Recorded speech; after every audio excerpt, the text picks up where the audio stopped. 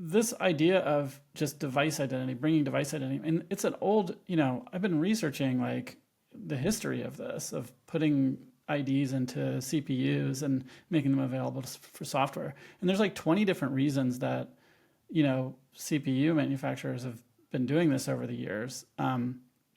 And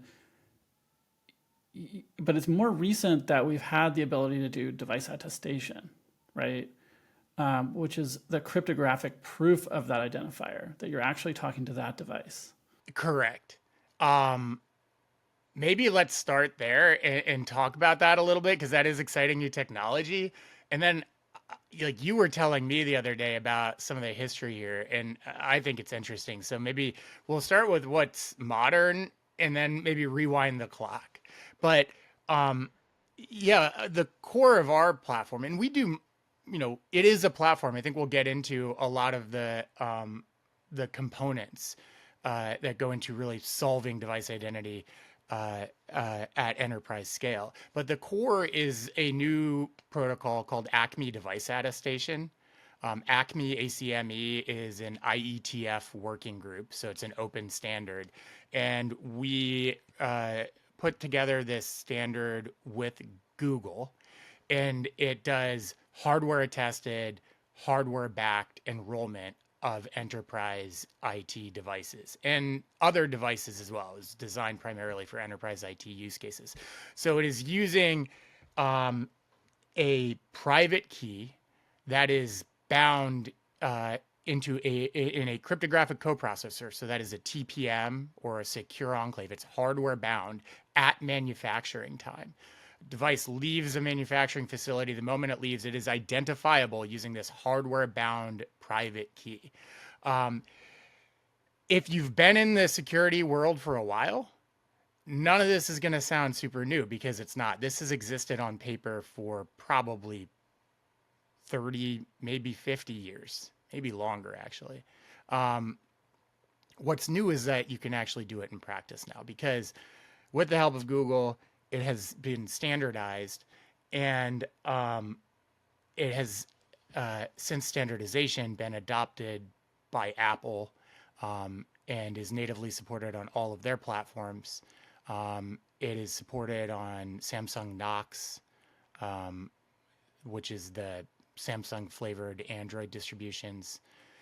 It will be available on Google Protect flavored Android distributions soon. And it is, it works on Windows and Linux as well. So it's cross-platform. It works everywhere, which is really the big unlock that everybody has been waiting for. This replaces a protocol called SCEP, SCEP, which is a total tire fire of a protocol. Right. So Um, SCEP is part of the mess here, right? it is a Like, big part of the mess. yeah. And, a big part of why we weren't doing this sooner, the history really, Carl, you were here for all of this was, and we, like I was mentioning at the top of the episode, um, we were focused on DevOps use cases Yep. and customers were coming to us and saying, hey, um, the other area that in at my organization where we use a lot of certificates is in enterprise IT to identify devices. We'd like to consolidate our public key infrastructure, use small steps tooling everywhere. Um, but you guys don't support the enterprise IT protocols that we need. Um, our background was more in DevOps engineering, software engineering, sort of distributed computing. Yeah. So we took a look at those protocols and found SCEP and threw up in our mouths a little bit. Mm-hmm. It is bad. It is. It was actually, I think, until recently, it was never even fully standardized. It was a series of, I think, 17 draft standards. Um, Whoa.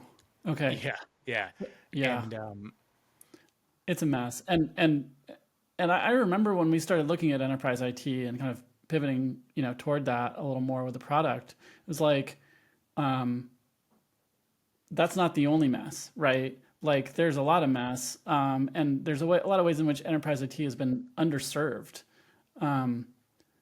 for these kinds of challenges that are like the modern cybersecurity challenges. It's not even the biggest mess. It's not even close, right? Like it's the shaky foundation that the rest of the mess is stacked on top of, right? You know, it's probably worth mentioning at this point that we do support SCEP now, because of the mess. We had to. There are corner cases in a large organization, that require these sorts of legacy technologies, despite better options existing. You know, we got to pull everyone forward. That's what we're working on. But let me just like sort of summarize why SCEP is terrible, because it's probably worth. Yeah. It predates TLS. It's rolling its own crypto. So that's pretty ugly. It's all RSA based. There's no elliptic curve stuff. Like if you get into crypto nerdery, like there's all sorts of reasons to hate it. It's XML. Uh, uh, Fundamentally, though, it's a password protocol, Yep.